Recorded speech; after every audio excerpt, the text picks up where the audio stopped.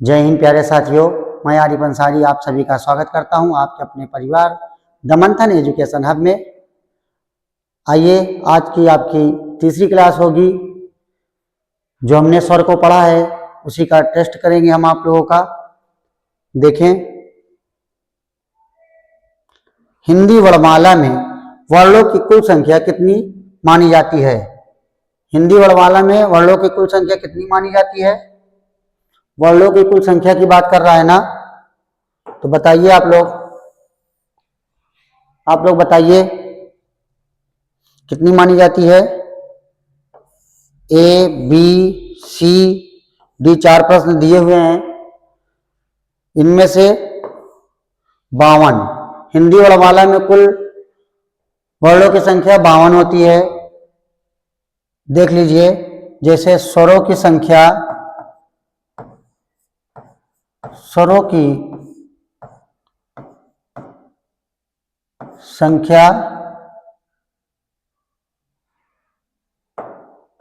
स्वरों की संख्या 11 होती है, ठीक है। व्यंजनों की संख्या स्पर्श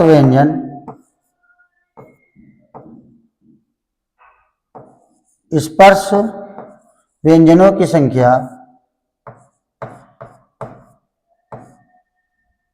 संख्या 25 होती है, ठीक है। इसी में आ जाता है अंतस्थ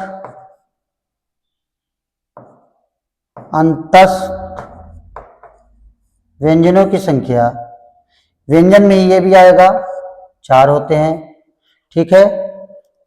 ऊष्म व्यंजनों की संख्या 4 होगी,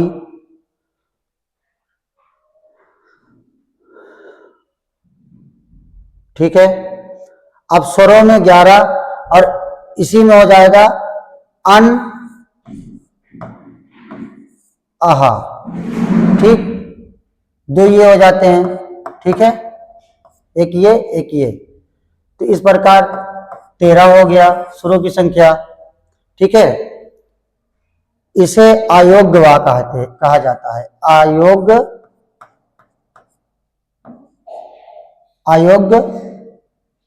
अयोग्यवा, ठीक। जो 2 होते हैं, ठीक है, अन और आहा, ठीक। इस तरीके से पूरा हो गया। स्वरों की पूरी कुल संख्याओं कितनी होती हैं? 13 होती हैं। अब व्यंजनों में देखिए, एक होता है उत्क्षिप्त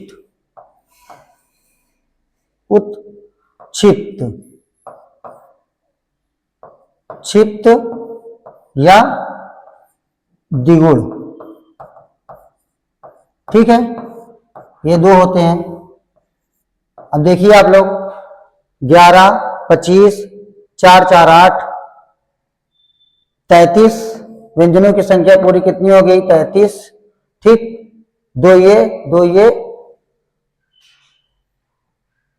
व्यंजनों में आपके 2 और मिला दीजिए, 35 हो जाएगी, ठीक है, ये वाला, ठीक है। और स्वरों की संख्या पूरे मिला के आपके 52। इस प्रकार हमारा उत्तर सी वाला सही हो जाएगा। आगे बढ़े आप लोग, दूसरे सवाल को बताएं। हमसे प्रश्न कर रहा है। प्रश्न देखिए, वर्णमाला किसे कहते हैं? वर्णमाला किसे कहते हैं? हम जब जानते हैं कि वर्णमाला की बात आती है तो इसमें स्वरों के बारे में पूछा है, स्वरों के समूह के बारे में पूछा है। तो भाई हम वर्णमाला की बात पूछ रहा है, व्यंजनों के समूह के बारे में बात कर रहा है। यहां देखिए आप लोग, वर्णों के वर्ण पूछ रहा है ना, वर्णमाला, और ये भी, इसमें भी वर्ण है। तो इसमें हम देखेंगे क्या पूछा, वर्णमाला किसे कहते हैं? वर्णमाला वर्णों के व्यवस्थित समूह को, ये दोनों तो कट गए पहले ही, ठीक, ये दोनों तो हट गए, क्योंकि वर्णमाला के बारे में बात कर रहा है। वर्णों के व्यवस्थित समूह को वर्णमाला कहा जाता है, ठीक है। इस तरीके से हम तीसरे सवाल की तरफ चलेंगे। निम्नलिखित में से कौन सा वर्णदंत नहीं है? क्या कह रहा है? दंत नहीं है। ठीक, दंत नहीं है। बताइए आप लोग, कौन सा दंत नहीं है? तो दंत में कौन कौन से आ जाते हैं? अगर नहीं है, ये दंत है, ये दंत है, ये दंत है, ये नहीं है। देखिए ये जो है टा, ठा, डा, ढा, इस तरीके से टा, ठा, डा, ढा। ठीक, ये मूर्धन्य हो जाएगा, ये वाला आपका सही हो जाएगा। ठीक है,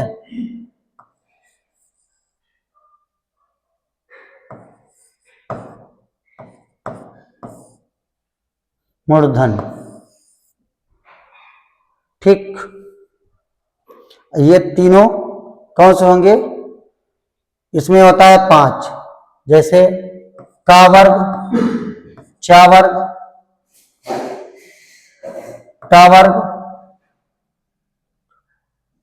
ता वर्ग और पा वर्ग। का वर्ग के अंतर्गत कौन से आएंगे? का, खा, गा, घा, अंगा। ठीक, चा वर्ग के अंतर ये दंत कह रहा है ना, तो ये कंठ हो जाएगा। ठीक है, चा वर्ग में कौन कौन से हैं? चा, चा, छा, चा, छा, जा, झा, इया। ठीक, ठीक है। ऐसे टा वर्ग में टा, ठा, डा, ढा, ना। ठीक है, ना। ठीक है, इसको भी सही कर लें आप लोग। ता वर्ग में ये क्या हो गया? दंत हो गया। ठीक है, ये ता वर्ग हो गया। अब ये ता, था, दा, धा, ता, था, दा, धा, ना, टा, ठा, डा, ढा, अड़ा। ठीक, टा, ठा, डा, ढा, अड़ा। ठीक है, पा वर्ग में पा, फा, बा, भा, मा। साथ साथ इसको हम देखते चलेंगे कि इसी में ऐसे भी प्रश्न बनते हैं, जैसे पंचमा अक्षर पूछ ले। ठीक है, पंचमा अक्षर कौन से होंगे? देखिए, जब पंचमा अक्षर की बात करें, पंचमा अक्षर, ठीक है, पूछता है, सवाल आता है, तो आप लोग देख लें। जो जैसे कंठ है, फिर क्या है? कंठ, फिर तालव, लव, ठीक, फिर मूर्धन्य, मूर्धन्य की बात करेगा, फिर दंत,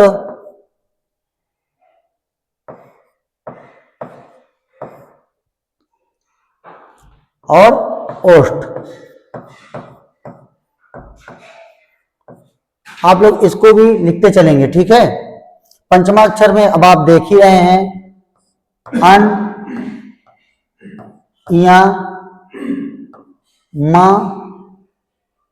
ना,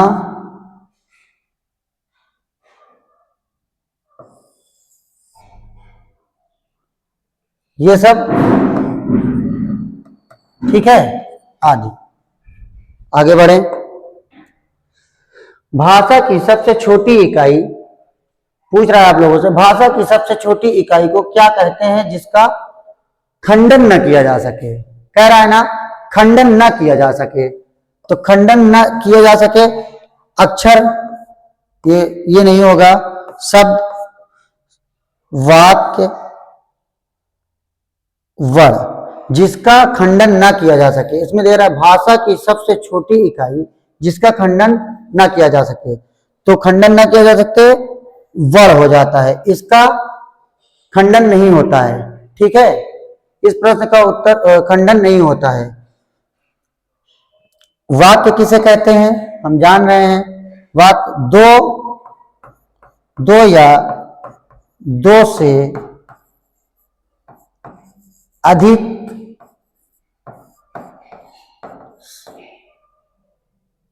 वर्णों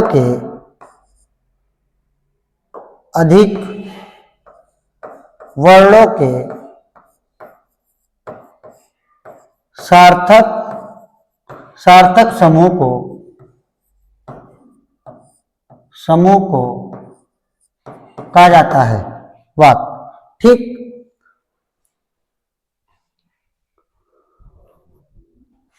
आगे बढ़ें। भाषा की सार्थक लघुत्तम इकाई किसे कहा जाता है? भाषा की सार्थक लघुत्तम इकाई, भाषा की सार्थक लघुत्तम इकाई बताइए आप लोग किसे कहा जाता है? वर्ण होगा नहीं, शब्द होगा नहीं, शब्द ही होगा। ये कह रहा ना, सार्थक लघुत्तम इकाई शब्द होता है। ध्वनि के बारे में भी आपको बताएं हम। वाक्य क्या होता है?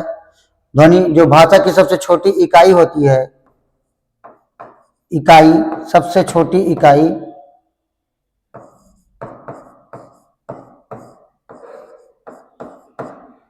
किसकी? भाषा की।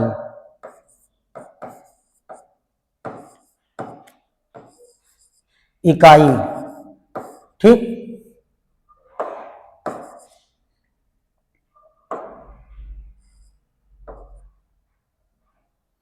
ठीक है, वाक्य भी बता दिया आपको। देखें, उच्चारण की दृष्टि से भाषा की सबसे छोटी इकाई कौन सी होती है? उच्चारण की दृष्टि से सबसे छोटी इकाई कौन सी होती है? बताइए, बताइए आप लोग, कौन सी होती है?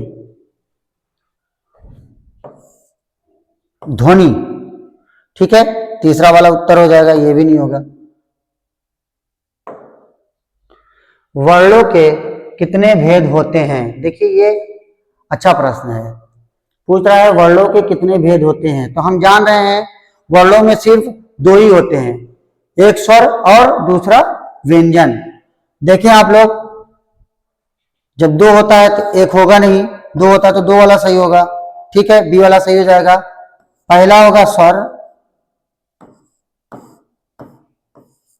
और दूसरा होगा व्यंजन। ठीक है,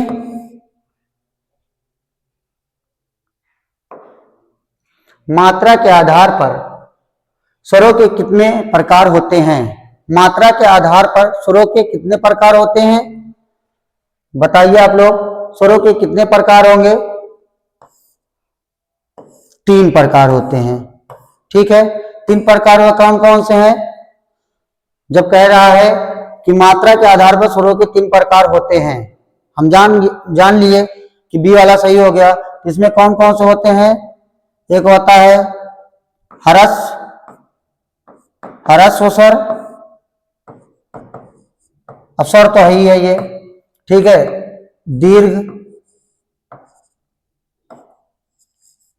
दीर्घ और प्लुत। पहला, दूसरा, प्लुत। ठीक, ह्रस्व स्वर क्या होता है?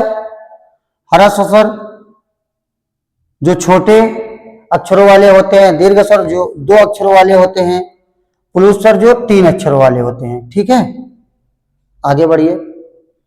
हिंदी वर्णमाला में स्वरों की कुल संख्या कितनी मानी गई है? अगर ये सवाल यहां तक करता कि कुल संख्या कितनी मानी गई है, तो हम क्या बताते? 11। ठीक, लेकिन हमसे ये कह रहा अयोग्य व सहित। तो अयोग्य व हमने आपको बताया है कि अयोग्य व की संख्या कितनी थी? अन और आहा। ठीक, तो 2 हो गई ना अयोग्य व की संख्या। सहित बोला है, इसको प्लस कर दीजिए 2, पूरे कितने हो जाएंगे? 13। इस तरीके से हम ये वाला टिक कर देंगे। ठीक है, ये उत्तर सही हो जाएगा। आगे देखिए आप लोग, निम्नलिखित में से कौन सा स्वर नहीं है? इस चीज का आप ध्यान रखेंगे। जब कहे नहीं है, आप प्रश्न को पूरी तरीके से पढ़ेंगे, फिर उत्तर देंगे। कह रहा है स्वर नहीं है, इसमें से कौन स्वर नहीं है? तो अब देखिए, इसमें दो ही होता है, एक स्वर होता है और एक व्यंजन होता है। ठीक होता है ना? अब स्वरों के बारे में हम जान रहे हैं, जैसे छोटा आ, बड़ा आ, छोटी ई, बड़ी ई, छोटा ऊ,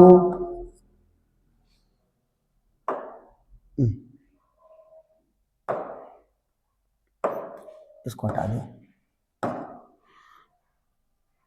ठीक है, छोटा ऊ, बड़ा ऊ,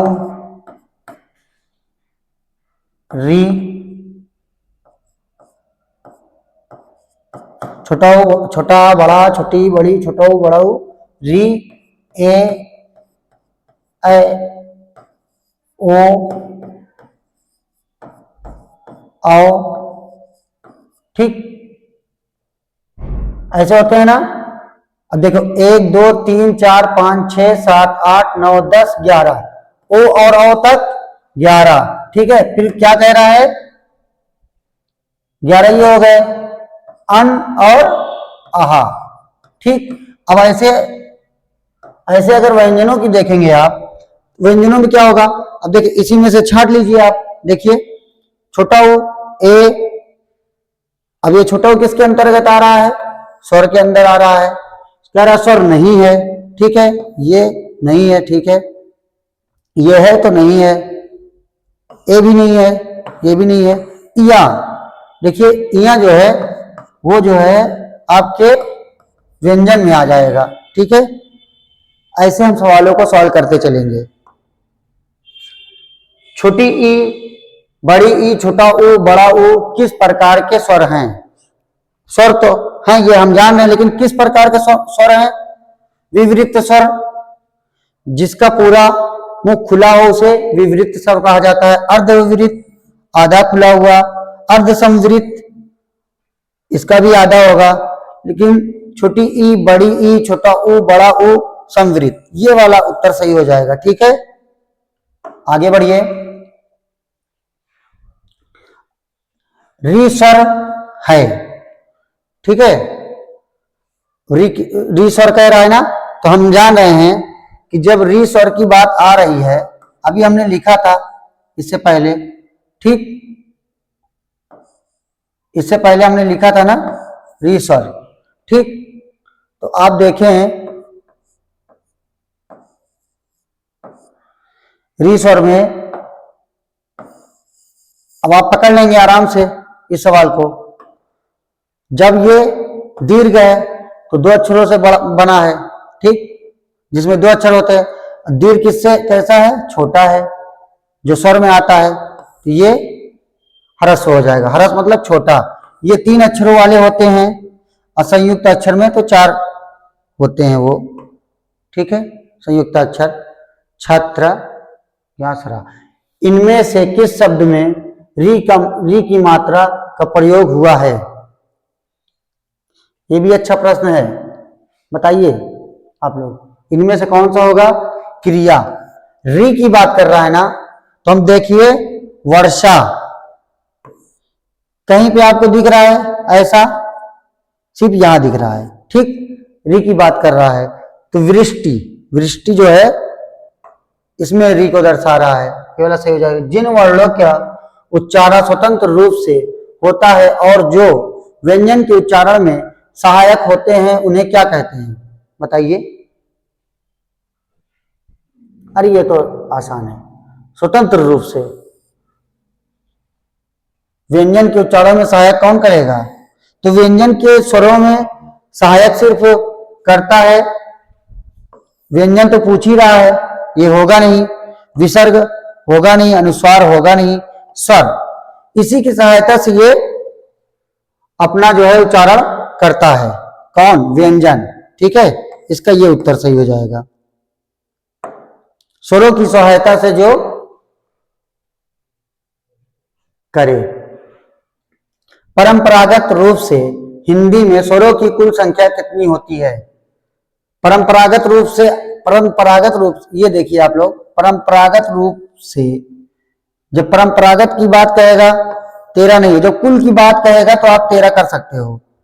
परंपरागत रूप से 11 होते हैं, इसमें अन और आहा नहीं आता। ठीक,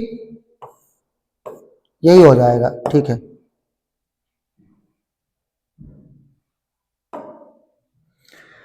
ह्रस्व, दीर्घ और प्लुत। हम जान रहे हैं ह्रस्व स्वर कौन से होते हैं? जो एक मात्रिक होते हैं, छोटा आ, छोटी ई, छोटा ऊ, इस तरीके के। ठीक, और दीर्घ स्वर कौन होते हैं?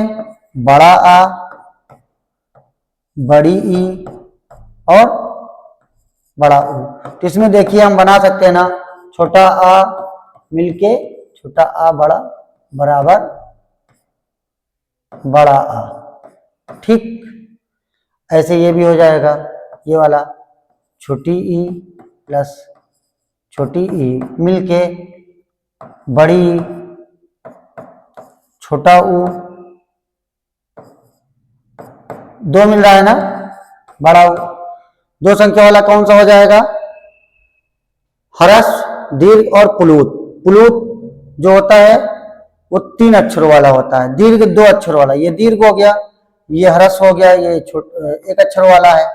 ठीक है, तो इसमें कह रहा है ह्रस्व, दीर्घ और प्लुत किसके प्रकार हैं?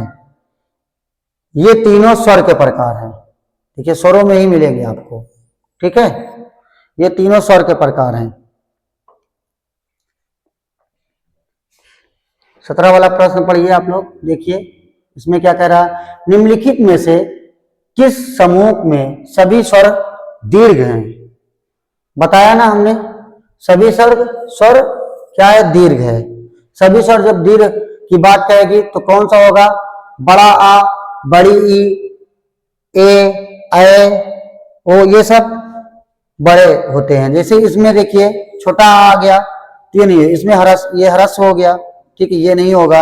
ठीक, बड़ी ए, ओ, ये दोनों दीर्घ हैं। ठीक है, और दीर्घ की ही बात कर रहा है, दीर्घ की ही बात कर रहा है, तो इसमें से यही सही हो जाएगा। इसमें देखिए आपका छोटा होगा कहीं ना कहीं, ये छोटा ऊ, इसमें भी छोटा ऊ है। ठीक है, सब में एक मात्रिक वाला है, इसमें 2 मात्रा वाला है। ठीक है, दीर्घ मतलब बड़ा मात्रा वाला, 2 मात्राओं वाला। ठीक है, आगे चलिए। हिंदी भाषा में ह्रस्व स्वरों की संख्या कितनी होती है? ये भी अच्छा प्रश्न है। ह्रस्व स्वरों की संख्या कितनी होती है? 11 जो है ये तो स्वरों की संख्या है, 7 होगी नहीं, 3 होती है। प्लुत 3 मात्रा, 3। ये कह रहा है ह्रस्व स्वर की ना, ह्रस्व स्वरों में 4 मात्राएं होती हैं। ठीक है, ये वाला सही हो जाएगा, सी वाला, ऑप्शन सी। जिन स्वरों के उच्चारण में 2 मात्रा का समय लगता है उसे क्या कहते हैं? बताया हूं ना अभी, जब 2 मात्रा वाली बात आ जाएगी तो किसमें लगाएंगे?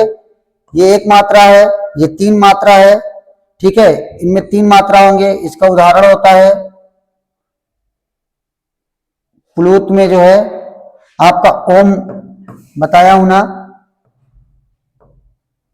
ये 3 मात्रिक हो जाते हैं। ठीक, मूल स्वर जान ही रहे हैं, दीर्घ स्वर में ये वाला हो जाएगा, स्वरों के उच्चारण में 2 मात्रा का समान। ठीक है, यही वाला होगा, डी वाला।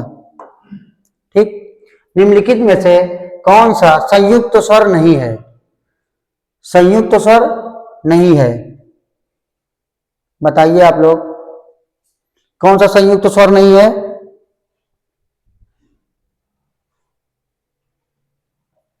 इसमें से ये स्वर में आता है, ये आता है, स्वर में ये भी आएगा। आप लोग देखिए सिर्फ स्वर के बारे, संयुक्त स्वर के बारे में नहीं है ना, नहीं कह रहा है ना, तो इसमें से कौन सा नहीं होगा? ये। ठीक है, किस स्वर के उच्चारण में दीर्घ स्वर से भी अधिक समय लगता है। दीर्घ स्वर से भी अधिक समय की बात आ गई। अब दीर्घ स्वर की जब बात आई थी तो हम जान रहे हैं छोटा आ प्लस छोटा आ मिलके बड़ा आ, दो मात्रा वाले हो गए तो दीर्घ हो गया। ठीक है, ये दीर्घ की बात करता है। अब इससे भी अधिक कह रहा है ना, दीर्घ स्वर से अधिक। अब दीर्घ स्वर से अधिक जो है, जो दो से अधिक आएगा तो कौन सा हो जाएगा, ह्रस्व छोटा होता है, अनुनासिक होगा नहीं, ये होगा नहीं, प्लुत हो जाएगा। जो तीन मात्रा वाले होते हैं, तीन मात्रा वाले, ठीक, ये हो जाएगा। प्लुत स्वर का उच्चारण क्या है, आप जान ही रहे हो, ये होगा नहीं, अशुद्ध भी है, शुद्ध भी लिखा रहता तब भी ये होगा ना, औम तो होता नहीं, औम हो ही नहीं सकता। ठीक है, सुनो, हमने बताया भी आपका तीन मात्रिक जो होता है वो प्लुत होता है, तो ओम इसका सबसे सही उदाहरण भी है यही। निम्नलिखित में से किस स्वर को संयुक्त स्वर माना गया है, संयुक्त स्वर इसमें से कौन से होंगे, अब जान रहे हैं संयुक्त स्वर में कौन कौन से आते हैं, ये होगा नहीं, ये होगा नहीं, ये होगा नहीं, ये डी वाला सही है आपका। निम्नलिखित में से कौन सा मूल दीर्घ स्वर है, मूल दीर्घ स्वर है, मूल दीर्घ स्वर कौन से हैं,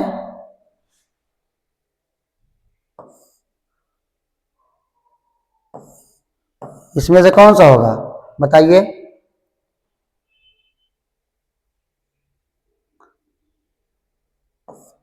ऐ, ठीक है।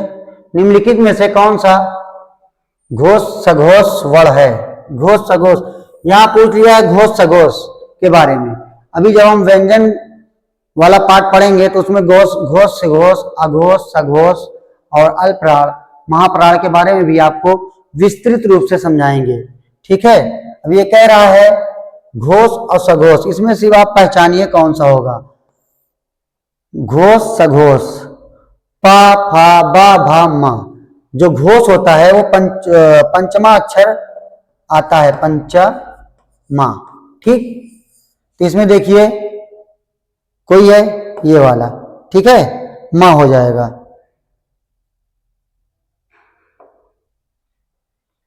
हिंदी की ठा ध्वनि का उच्चारण स्थान क्या है,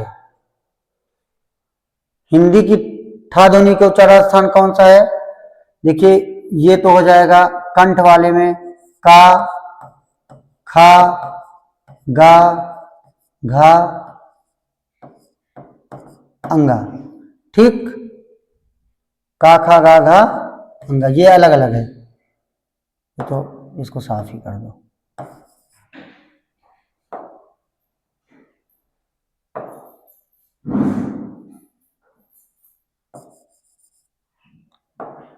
खा गा घा, का खा गा घा अंगा, ठीक। और तालब वाले में, अब तालब वाले में बताया हूं चा छा, चा छा, जा, झा, या, ठीक।